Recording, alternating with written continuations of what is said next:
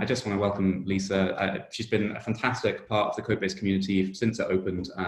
Really knows her stuff when it comes to HR and people, has worked with a whole bunch of the companies in CodeBase to help them get their stuff together, because startups aren't always great at, thinking about people sometimes. So yeah, I'll hand you over to Lisa and take it from there. Oh, that's brilliant, Ollie. Thank you. Thank you so much. And welcome everyone. Delighted to have you all join the talk today. And I definitely hope in these tough times I can offer some advice and helpful insights or signposts to other sources of information. And very much, as Ollie said, I want this to be a conversation. I want this to be very much tailored to the questions and the information that people are looking for. So, I'm going to start off. I've got a kind of few key areas that I thought would be useful to outline and talk through.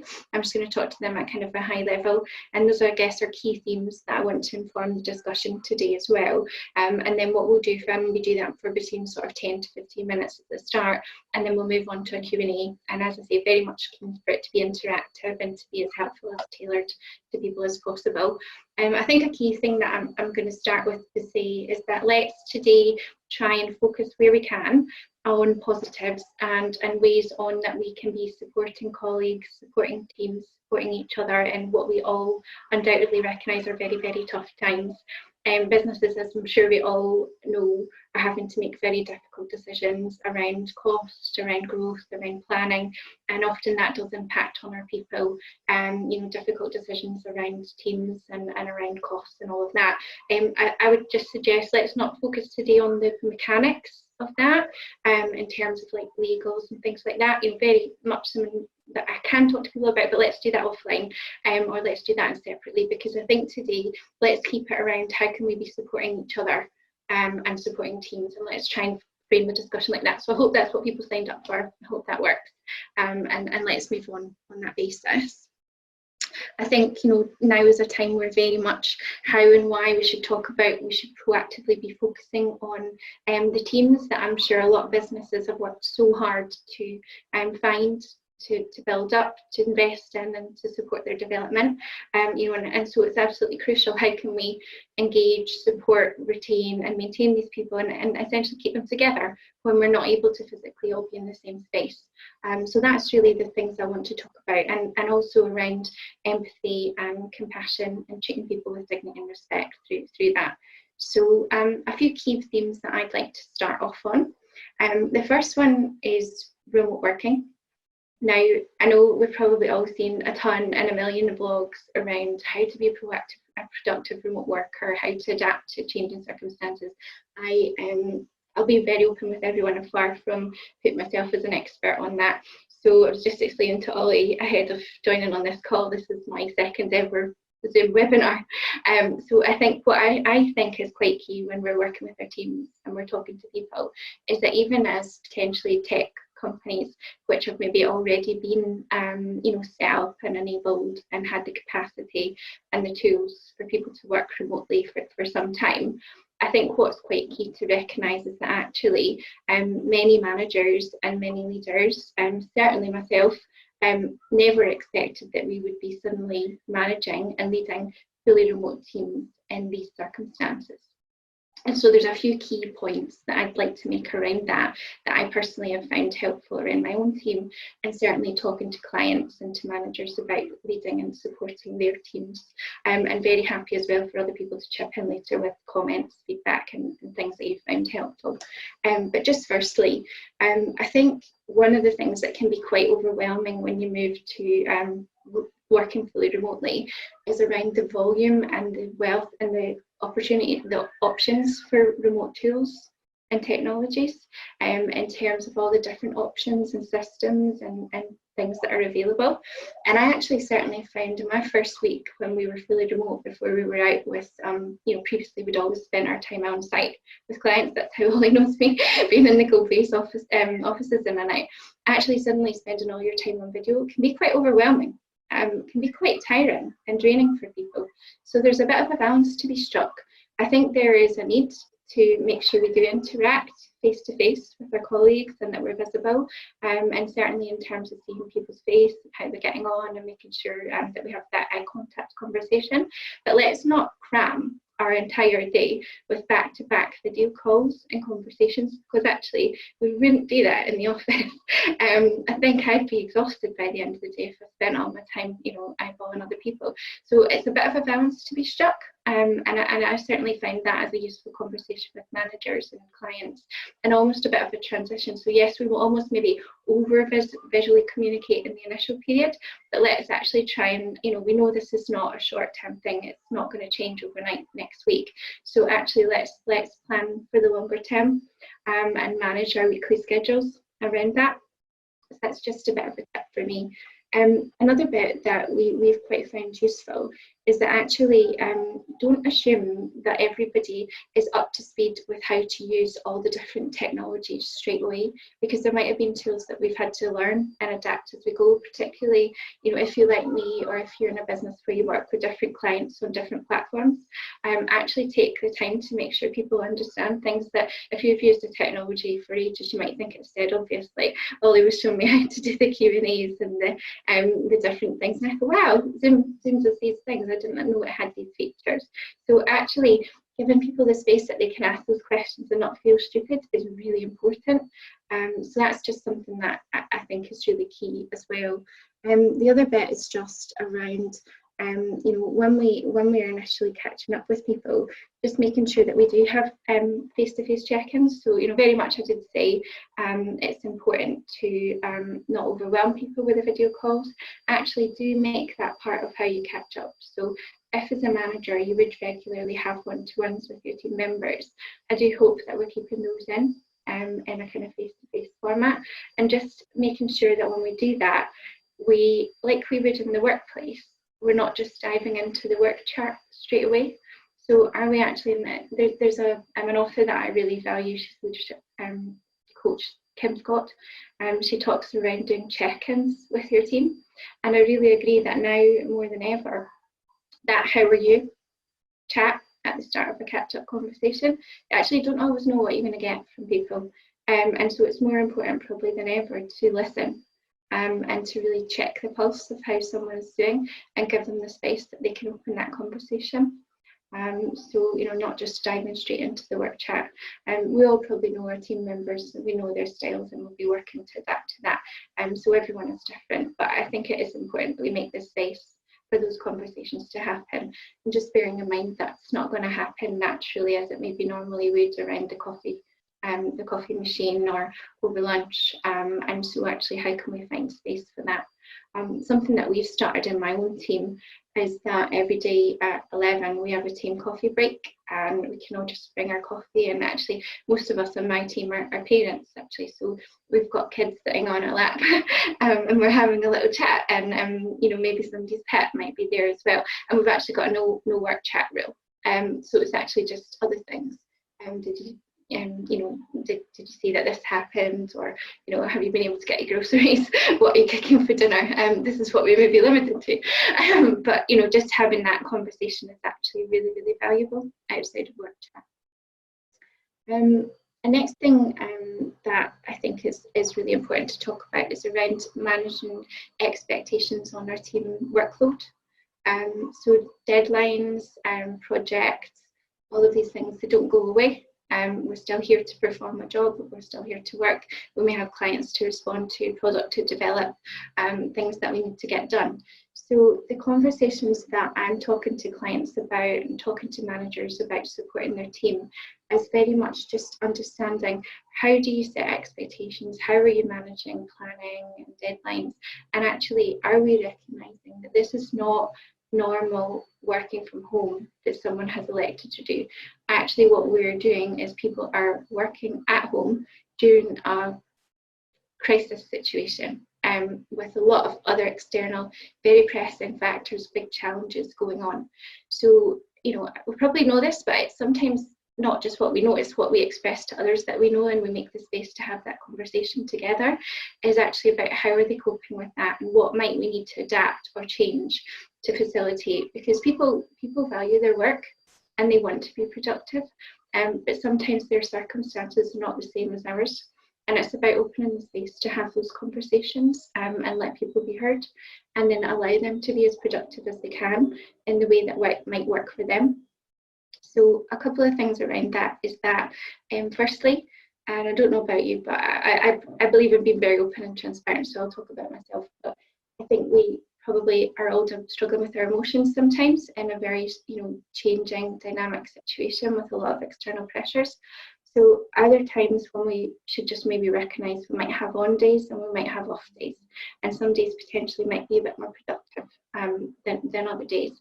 So actually one of my clients, I had a really great conversation with them the other day where we were talking about how they were having a conversation with their team members, and actually it was about looking at not just what are the deadlines for today, what must people get done, but where can we, and obviously commercially where is it appropriate that we can look to be a bit more flexible. So maybe focus, like, instead of, with between 9 and 5, what needs to be done, what needs to be achieved this week, and what might suit people around how do they do that, and when do people work and what patterns might work for them. Sometimes working from home in your house, and as we're talking about the sort of video conversations, all of these things, some of it can be quite intense, and actually people might just need to be able to get for a break, so they might choose to take a longer break during the day. It might be that we have employees who are carers, have responsibilities as family members, have not just children, could be older family, could be vulnerable relatives that they need to visit, drop off, do shopping, to be able to drop supplies off to other people. So actually each person, it's about being able to have an open conversation to them as to what can you do, and what is your availability, and then how can we make that work for both the business and you, and opening the space to have those conversations again. I just think it's really, really important. And sometimes managers, they don't know what they can say, so they rather not say anything actually, and sometimes that doesn't help either, because the individual might not feel that they can come forward and discuss it. So I think it's sensitive and it's challenging for all of us, but it is really, really important that those conversations can happen and that people can be supported. And I think if you're thinking for the long term and you really value people and you've brought them in, then actually if productivity might suffer a little bit for a shorter period, is that maybe the right thing to do to enable that person to thrive and to be available for us, so that in the longer term they can be as productive as possible, and we're all working towards things hopefully coming back to as normal as possible as when they can. Not that we, any of us, have crystal ball or have the insight into that. Alongside that, and this probably seems fairly obvious, but again I think it's always good to discuss, is that we should still be having feedback conversations with our colleagues, with our reports. We should still be open, transparent, the same principles that really would apply, if we were in the normal workplace, giving people feedback on how they're performing.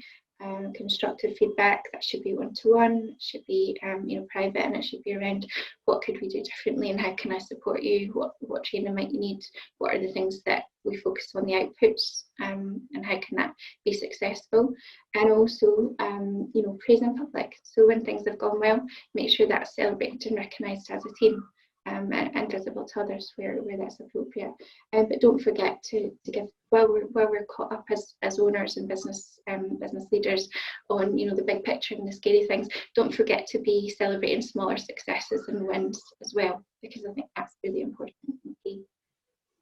Another area that I wanted to just touch on was the importance of healthy practices. So I think this can fall into different camps as well. But one of the things that I am very much aware of and that we see in businesses we work with is the fact that if we're now working from home, when do people actually switch off from work, and how do we do that? We're all spending so much of our time in front of screens, our emails are available on our phones, social media, the news, it's all quite overwhelming. So I think we have a responsibility as leaders and managers to set expectations around that and make sure that people do stop work at points and take their breaks, so that they can be as productive as possible in the times that they are working. Now, obviously you've got to take a tone from that in terms of how people want to work and treat people as adults. That's really, really key, but sometimes just actually leading from the front is really important around how we do that. So if you send in your emails late at night, and everyone has to work differently and they do that, but I mean, I work shifts patterns at the moment around my husband, and we've got 2 small children, and so sometimes I am working at night, but I even sometimes just put the timer on the emails so that they get delivered in the morning, because I know my team prefer that. Other times what I do is I'll put at the bottom for tomorrow, for when you're working. Just be really clear and upfront, because sometimes we might think that something's obvious, but it doesn't harm to over communicate your expectations. I think that's really valuable. Encouraging people just to make sure that they take their breaks and go out and get fresh air where they can, I think is important as well. And as I say, maybe having that team chat, having those catch-ups, and it doesn't need to be about the news and about the situation. If we can try and keep other themes in mind where they can, sometimes just that helpful distraction is important for people and really valuable. I think that this leads me into a last couple of small points, and then I'm very happy to go on to Q&A, as I mentioned. But I do think some of this for managers, particularly if somebody's coming from a technical background where they've been a technical specialist and now they're responsible for leading a team, and they're not just responsible for the performance of that team, but actually I'm talking now about some of the softer stuff and the well-being of individuals, and they might think, oh, where's the line? Where does this, what's my responsibility here? I think we have to recognise that managers right now are very much that visible face of the organisation, in a setting where people don't have that same dynamic where they're going into work every day and seeing all of the colleagues that they normally would and being part of the office environment. So we almost have to recognise there's a little bit of a shift in the role of the manager, and that we do have an added onus on us to be that kind of support role as well. And probably managers should never ever feel that anyone is alone in that. We should be able, as managers or leaders, either to call on our peers for support or talk to other managers or senior people within the business, because I think we shouldn't underestimate the pressure that puts on ourselves as well. And be aware of that and be mindful of that. So a last couple of points to say, and I can touch on these more in discussion, but as I said right at the start, we know that businesses are having to take really difficult decisions just now. So I'm not trying to shy away from any of that. There's an economic reality, and there are commercials that have to be aligned to. But what I would emphasise and focus on is that about, as a business, do we have a values framework that we talk about, that's part of our culture, and even if we haven't documented that and put it on the wall, do we have a sense and a compass as to how we actually make decisions, how we want to interact with people and how we want to treat people? And even when we're under stress or duress, are we making sure that that's top of our agenda in terms of the way that we communicate in any decisions, consult on those, share on those, and involve people, and really how we treat people. I always talk to clients and to founders about choices, and I think around people particularly, that kind of comes down to what do we legally have to do versus what can we do, what do we choose to do, and then what do we want to do, and how do we want to treat people. And people decisions are not always black and white, and I think there is always a balance of rights and responsibility and then values, and so I think that would be helpful to frame in our discussion. But what I would say is that this is a crisis time. No one is going to forget how they were treated by their employer, by their manager, in a period like this, and so we should also as businesses be mindful about our brand, about our values, and about our reputation. That was a lot to cover. Hopefully it was useful, and as I said, I'm very happy to take questions if that would be helpful. Cool, thank you so much, Lisa. Can we start by testing the round of applause for Lisa? Oh. Woo! Thank you. And stop. Cool. So yeah, I can see there's already a couple of questions coming in via the Q&A and also via the chat. Do you want to, I'll tell you what, I'll kick off with just a couple of ones just while a few more come in, because there were two topics that came up in a chat yesterday with a whole bunch of CodeBase founders about the key things that they're struggling with right now. So a big one that several people had came up with was onboarding. So they have new hires starting the next few weeks, even months now. And they were wondering if you had any tips on how to onboard people right now. Good. Okay, yeah. So I mean, I think there's two elements to that. I mean, we have seen not necessarily clients that we work with, but it's businesses that we're aware of through our networks and things, who are saying, well, what do I have to do? Do I still need to take these people on? What are my contractual obligations? But actually, I think that's almost a whole step back, because if you have contracted with these individuals, if you've made a commitment to take them on, there are clearly reasons that businesses have wanted to do that. And hopefully that's all still valid, and there's an ongoing need for that within your business, subject to the funding. So putting that aside, I think what we're trying to support our clients with is around, well, people that we're bringing on, how can we give them that immersion experience? How can we align them so that they understand the culture and the feel of the business when they can't physically walk into the building and see all the faces? So, I mean, I think there's no blanket formula for this, but a few key things are around making sure that we make space not just for the facts and the data and here's the system, here's the tools, let's get on, but also the social interaction elements as well of the onboarding. So the face-to-face time, the one-to-ones and the meetups with people across different teams, getting the chance to do that. Can we still maybe do a team lunch? One of our clients, they ended up ordering pizza to go around to a few different people so that they could still try to replicate the feeling of the team lunch that they would have normally done in the office for the new start. Making sure that we have the chance for people to find the information that they need to, have plenty of time to digest and then reconnect and go over things.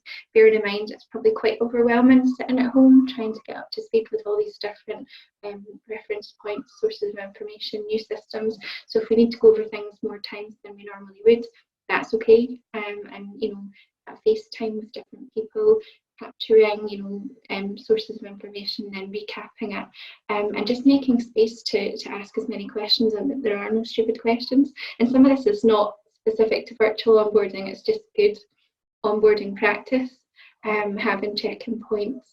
I think, and in all of this, just trying to make sure, I mean, the feedback I've had, particularly from new starts that have joined clients, is to say, well, we're so grateful that the company hasn't paused everything, we feel really supported. The communication has been really, really key. And also just understanding, well, we might not know everything about how everything's going to pan out right now, but I'll share with you as much as I can. So seeing that come from the leadership and their thinking and their planning is incredibly valuable, so that people feel quickly part of the organisation, part of the thinking and part of the culture. That's awesome. That's really helpful. I'm probably going to send a snippet to the founders of just that, which is great. One other question that came up, or a few people had some thoughts about this in the founders sort of forum we had yesterday, is about so they were sort of reasonably content knowing that some of their team had moved into working from home, because, like you said, this wasn't a choice for any of them. This was a decision that was forced upon them by circumstances. Yeah. But many of them were quite worried about people who were working by themselves, and or actually even they were talking about how they felt like they were worried about what people were doing when if they perhaps weren't showing up to work as early as they normally would, and if they weren't as active in team conversations and things. Do you have any tips around that? I mean, I think with that, it is about and often the manager hopefully is as a kind of personal relationship with the individual as well, and so in that they can check in with them personally, and it's kind of going back to that what I said before about the check-in. So not just what's happening with X project, but actually let's make space at the start. How are you? And I think in any team you're going to get a balance of people like me that maybe overshare, or introverts or extroverts. People have their different styles, and so I think it's being respectful of that, because people will share with you how they're feeling to the point that they're comfortable to, or they want to, and we can't force that. But it is about making sure that we make the space, that we check in with them, that there is a chance. Sometimes we say, well, we have the regular stand-up every day, so I see their face, so it's fine. That is fine, but actually would also be valuable just to have a one-to-one chat to the side, even just to say, I know it's maybe you've been a bit quiet on the last few catch-ups. Is there anything you want to share with me? Is there anything I can help with? Is there anything that's going on for people? I think you've picked on a couple of things there. Is that firstly, it may be that people live alone, you know, and we have to recognise this. Isolation, loneliness in these circumstances can be incredibly tough for people.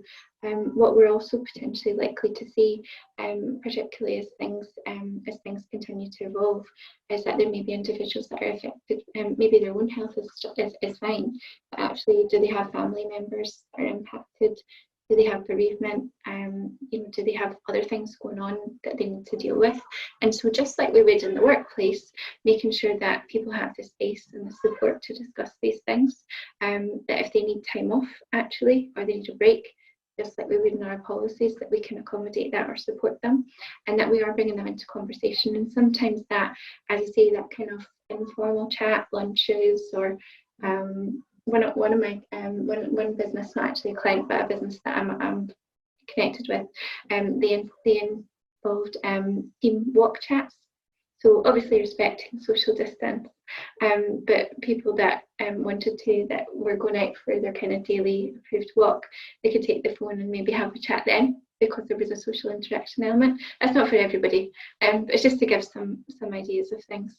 And I think what we have to be mindful of is if somebody does disclose, you know, in a one-to-one chat, anything around their mental health or actually their well-being that's past the point that a manager feels it's something they can deal with, then that is something that they might need to look to say, can we signpost other resources?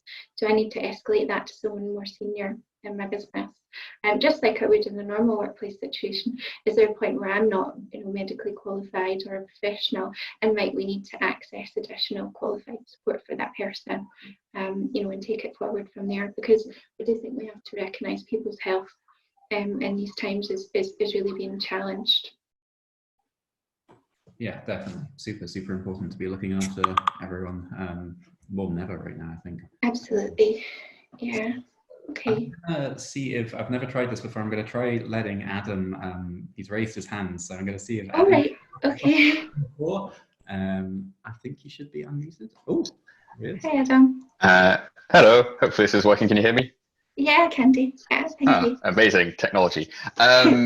Cool. So you, obviously businesses are having to make some really difficult decisions right now and have some really difficult conversations with members of their team. Yeah, how would you recommend going about some of those decisions and those conversations in a way that still aligns with the values and culture of the company? Mm-hmm. I think that, you know, that's a really, really good question. And I think one of the things that we're mindful of is that as much as we want to treat people well and want to treat people nicely, sometimes there are commercial decisions that are not about the person or the individual. They're actually at a bigger level than that. They're at a business level. They're commercial. They're to do with the funding that we have available. You know, in the interest of, you know, that if we don't do that, they may be in the interest of business survival. So as I said earlier, I don't really want to go into the mechanics of cost saving measures, and I'm sure we've all seen information published about the furlough scheme and things that are available to businesses. What I would say is that I would always recommend, as soon as possible, that businesses are looking to make cost-saving decisions, are looking to make, you know, things that are going to affect people's livelihoods or jobs or anything like that, that very much we are communicating with people almost at a formative stage before it's become fact, so that we essentially bring people into the discussion and we consult. And I think aligned with our values, it's about being transparent where that's applicable, you know, being fair, and leading from the front. So if I was to take an example, you know, if there was to be businesses that are cost cutting, what I have seen is that maybe a business might be looking to implement a salary freeze, or potentially even reductions on that. What can the leaders say about what impact that's taken right from the most senior level, where potentially remuneration and salaries are highest, and then how is that trickling down, so that they're showing that they're not asking anyone else to be impacted in a way that they personally are not also taking the hit from. And the other thing about that is being able to say to people, you know, without setting an expectation that they can't deliver on, but at what points will we review these kinds of decisions, and when will we try to lift it or change, and what else are we doing, you know, and in for example, discussions where maybe jobs are being cut, if that was to be the case, what did we do first, so that absolutely we can be clear and confident that we tried to minimise that as much as possible, and that affecting people's livelihoods and their jobs wasn't the first thing that we did. You know, so those are very high level meta discussions, but there's a lot I think that businesses can do there to really show that they put their people high on their priority and agenda, and that they're not just paying lip service to their values. Awesome, thank you. Okay, thank you. Good. Do you want me to move to some of the Q&A that we've had pop in? Yeah, so a really great question actually from Steph in the chat, which came through. I'd love to answer that one because it's one quite close to my heart, because I'm thinking about it loads in the last few days. Okay. So Steph asks, like many other businesses, we've had to place a couple of team members on furlough. What would you suggest to keep them feeling part of the team without having them do any work? Yeah, no, that's a really good question, and it's something. And I mean, I'm going to caveat this because 3-4 weeks ago, just like lots of people, wasn't a term that we used. Furlough, you know, it's something new that we've also as HR specialists been getting up to speed with and up to practice with, but basically spending most of our days answering questions about this at the moment. So a really great question. I mean, the whole point of the job retention scheme, and if we furloughed somebody, is that we want to retain that person in our business, and they're valued and they're an important part of the business. Now, we are very much restricted in the HMRC and the government guidelines, as Steph points out there. They'll say you cannot work in that period. So if you drill down in the detail of the advice that's been published, they can't do anything that generates revenue for the business. They can't provide services for the business. A lot of companies are actually putting out of office responders on, so that it's very clear that that person is not working. Now, that does not mean that they cannot communicate with people. So we've really talked about this and almost treated it with clients as to say, well, what would you do with other leaves of absence where people are not working? Is there scope, for example, like you would with somebody that was on an extended illness absence, or that was on a period of maternity leave, that actually could still have a catch up and check in on them? You're not asking them to work, you're not asking them to deliver anything, but make sure that you have a chance to catch up, check in. Maybe it's monthly, have a call. Can you invite them to your company monthly all hands update or something like that, so that actually they still feel involved, engaged, they're part of the business, they've got visibility of what's happening and where things are going. The other part of the guidance that I would emphasise that is published is that businesses are encouraged to encourage furloughed employees to invest in their training and development. So what can we encourage our team members to do to work on their skills, so that when they come back into the business, they will be upskilled in a way that they've learned something new, they've got additional information, skills, things that they can bring back to the business, a qualification potentially, so that they can very much feel that as soon as they can work again, they can come up to speed and add value quickly. And so I would encourage all businesses to really put the time to doing that as well. So out of sight potentially, but not out of mind. Yeah, that's a really good point. It's about the learning in particular as well, and the all hands, because I think we furloughed 4 or 5 people. So I mean, it's a thing close to our heart, because these are some of our closest friends as well. You know, I mean, we love seeing them every day. I really want to make sure that we include them in future activities. Exactly. Yeah. Thank you, sir. There's a question from Yasmin in Q&A. So she said she has a lot more time to read just now, so thank you for the Kim Scott recommendation. Are there any other books or authors you'd recommend on leadership or HR? Oh, okay. Yeah, one of the books, and I feel terrible because I can't remember the title. Sorry, the name of the author. That's terrible because I'm on the spot. There's a book called Crucial Conversations, which I find really helpful, and it's similar themes actually. It's about I work a lot with managers and founders where when things are going well, it's really easy to praise, but a skill to have constructive conversations with people and give feedback in a way that is empathetic and understands where they're coming from, but also is clear and sets expectations and sets a framework for what might need to improve when it needs to. That's always a much harder skill in it, but it's really key. So Crucial Conversations outlines that in a lot more detail, and I've used that in training programs before as well. So definitely have a look at that one. I've just popped a link in the chat. Is that the one? Yes, talking when the stakes are high. Yeah. Yeah, it's a really good one. So yeah, I should have remembered the author. That's terrible. To be fair, there are 3 of them by the looks of things. So please do keep questions coming in, because that helps us just keep the conversation going. But Yasmin had another question about further reading for supporting mental health issues.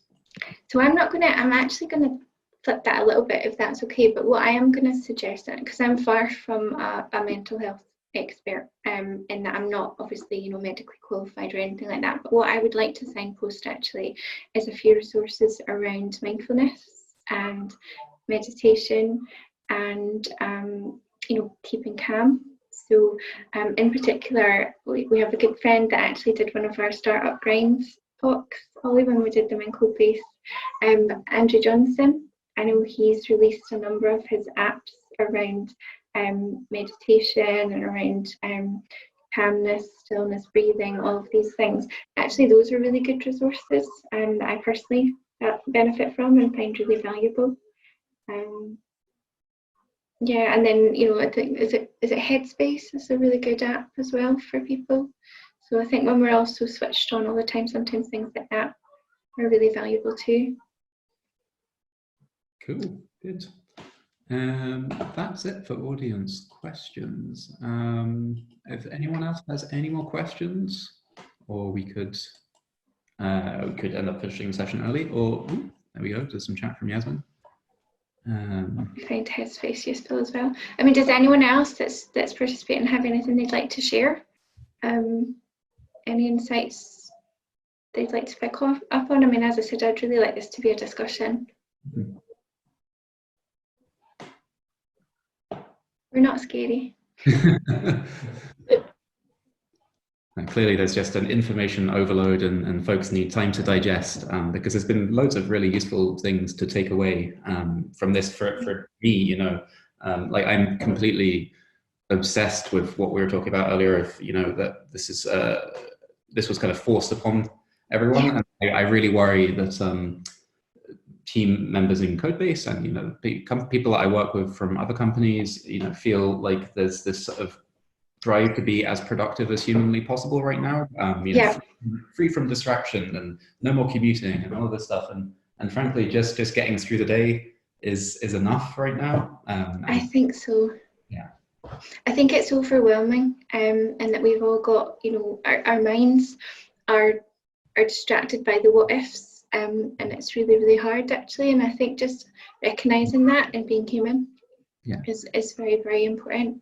I saw somebody just popped a little thing about another activity that they're doing. So doing a weekly team pub quiz. That's a really nice suggestion. And yeah, I've seen a few clients, a few businesses that are doing that. I think it's really nice. Or even just like that sort of end of the day catch up, wind down, and even going back to what we said about that point of switching off. So almost like work's done for the day, but let's have an interaction catch up. And again, particularly, you know, I know friends as well, people in our social circles that are even doing pub quizzes, you know, socially, because we can't meet up socially, so something to do on the weekend night. One of the ones that I saw that was quite funny was they're doing the I can't remember the name of their town, and I'm Northberwick Arms Length pub quiz. I quite liked it. Yeah, it's yeah, Friday beers every week at 4 o'clock, you know, just gives the team, I think, you know, having that moment of saying, and stop working, you know, is really, really important. And even on Monday mornings, we've been having kind of coffee and no work chat allowed, like you were saying, you know, just to try and kick the week off, because you have to kind of bite your tongue because you're quite keen to sort of jump straight into things. That's another question actually just popped in. So was that Steph, and she'd asked any tips for helping team members when they're having a down day or seem a bit demotivated. So I guess I would just recall back to my chat before about, you know, having a one-to-one, having a catch-up. But actually, you know, if they are having a down day, do they need a break? I mean, obviously there's only so much that we can do on a break. We can't jet off anywhere, but actually do people just need a bit of a space from work? And can we, so one of the things I said is that do we need to align our expectations maybe across the week rather than specifically day to day? That's obviously something for each business. I can't tell you should do that, but it's something to consider. Another thing aligned to that is actually, and I was having a conversation with the business about that just this morning, making sure that people still take their leave and their holidays. Now there's a balance to that, because clearly we can't all go, if we had holiday plans and we were planning to head off somewhere exotic and we've had to cancel that, we might want to hold on to some of our leave. But actually, even just from a health perspective and a wellbeing perspective, we do need breaks from work. So it might still be important to encourage people to plan for the longer term about booking in some holidays or some time off in a way, in a schedule that works for them. But I think, burnout is a real issue and concern, and particularly I'm concerned about that around where people are expected with families or young children at home to do a full day's work from home with the young child and homeschool them at the same time. And actually, is that realistic and achievable and sustainable? There's no easy answer to that, but I do think it's a conversation that needs to be happening and not just kind of taken for granted or overlooked. So there's another question just came in on Q&A, an anonymous one. So do you think it's important for companies to have a policy on sharing coronavirus content in work channels? Oh, okay. I mean, I guess it would depend what type of coronavirus content that was. But I'm just going to interpret that in what I understand from it, and if I'm not answering it right, I'm happy to expand on it. I think there's a balance. Certainly, we can all get a bit overwhelmed by the news and the media and social media. So if that was then translating into getting very visibly shared on Slack or something in a way that maybe made other people uncomfortable, maybe I've interpreted that the wrong way. But I think we'd have to be quite careful about that. Just to ask people to be mindful of what they share, what the impact on other people might be. But that's, I guess, similar to any kind of social media or internal communications policy that we may have already in the business. If it's a policy about communications from the business in terms of how we are approaching the coronavirus crisis and what we're doing as a business to approach that, well, that's a management policy around communication. And again, I would say communicate as much as you can in a way that makes people feel involved and aware of decisions, but in a way that doesn't frighten people as well. That's a fluffy answer because it was not the most specific question. Sorry, Adam, your hand is up again. Yeah, that wasn't an accident. Yeah, linking back to something you said in, I think, question before that last one. Yeah, you've got lots of people who maybe need a bit more flexibility depending on their situation or depending on how they're just dealing with everything that's going on. How much of an obligation do you feel that companies have to kind of adapt to that flexibility, and what do they do if it is causing issues between like the team cohesion? Maybe devil's advocate, is it right for companies to enforce holiday for some people to kind of be a bit like, okay, this is, we think that this is going to be the best way to kind of help us get stuff sorted out? So just to check I understand, do you mean about, the balance of when I say that we should try and be flexible and help people manage their home circumstances and care and responsibilities with productivity and impact that might have on colleagues? Is that what you meant? Yes, yeah. Yeah. I mean, I think I can advise that around a point where as much as we can be supportive, we should. But I agree that has to be balanced with actually impact on wider team. And if we were to go right back to principles around policy and business obligations, actually the furlough guidance was actually updated just at the weekend, and they did specify in that for the first time explicitly that furlough can be used for people that have childcare responsibilities and that couldn't work otherwise. So prior to that, it hadn't been as explicit as that. So prior to that, the guidance that we had shared with people was that ultimately long term, the options are that we have a conversation and adapt to people to say, well, what hours can you work? And then it's a discussion for the business around how do we manage that and remunerate and, you know, contractually allow for that, balanced with there is, you know, a legal requirement for family dependent emergency dependence leave and care leave, but that as a legislation is intended for short-term emergencies. It's never been intended for school closures as long as this. So yeah, so it's that, I think, you know, is a challenging area. There's no easy answers, and that comes down to probably having one-to-one conversations with people, treating them with empathy and respect, but sometimes you might have to take tough decisions around that. Don't know if you want any more specific. No, that works, but I am going to steal the time for a second follow-up question, which is completely unrelated to that one. Okay. Obviously, I mean, particularly in our industry, you know, lots of companies and lots of startups like to have all these perks of, you know, free treats in the office and, you know, all these goodies that people can get, you know, and that can often create quite a, I don't know, kind of a fondness for the working environment, all these perks. You know, how do you think people can maintain that without obviously being able to have all these things for them? Like the sort of relaxed culture and. Well, so really, so at CodeBase we can get a cup of coffee from the cafe that's in CodeBase. I know some people, they'll get a bunch of, you know, they'll have porridge there for people in the morning. It's all those kind of things where suddenly everybody's fending for themselves. It makes us all sound very privileged, but no, I mean, that's a good question. One of my friends, he runs a company that does drinks deliveries. They only obviously do it in certain areas, but I know they've actually seen much increased demand, and some of that's from businesses. So on a Friday afternoon, they've been delivering, you know, drinks to businesses, to people's homes, so that they can participate in the team drinks. I think what I would counter that, just to balance it, is to say we do have to be mindful that businesses are in an economic uncertainty position, and sometimes if we're going to strip things back, that might be the areas that they strip back first. But you know, there's probably creative things that we can do. As I said before about the company that was doing, you know, the pizza lunches and having takeout food delivered. You know, can we do that with fruit or gift packages as well? But I think there's a balance. Like, what do people really care about?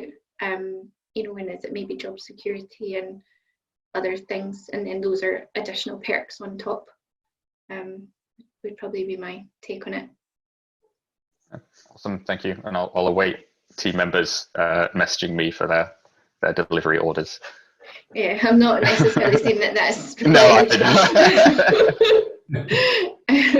I just saw another question, if that's okay, just on the chat that's come in from Diane, saying there may be additional increased workload for colleagues that have not been furloughed and taking on additional responsibilities. So, I mean, I guess in terms of that being a question, maybe it's something we should definitely recognise, that, you know, we should really appreciate and value. And sometimes it is about difficult circumstances for the business and everyone coming together, and that's part of good leadership and good communication, that we bring people on board with that. The other thing I would say is that I do think business leaders in times like this, if we're reducing headcount, if we're putting people aside and furloughing, we have to manage expectations. We're not necessarily going to be able to deliver everything that we had planned to deliver before. So how do we actually plan to see what is crucial and what can we pause? You know, because we have to look at that aligned with the resources that we have and the team that we have, and we can't expect people to do, you know, 4 people's jobs for a long sustained period of time. It's not sustainable. That hopefully that answered your question to him. Awesome. Yeah, is there anyone else? I think, well, to be honest, we're running out of time a wee bit here, so I might just call it for questions there. Thank you so much, everyone who asked questions. Well, thanks for joining us. Yeah, can we have a big round of applause for Lisa, please?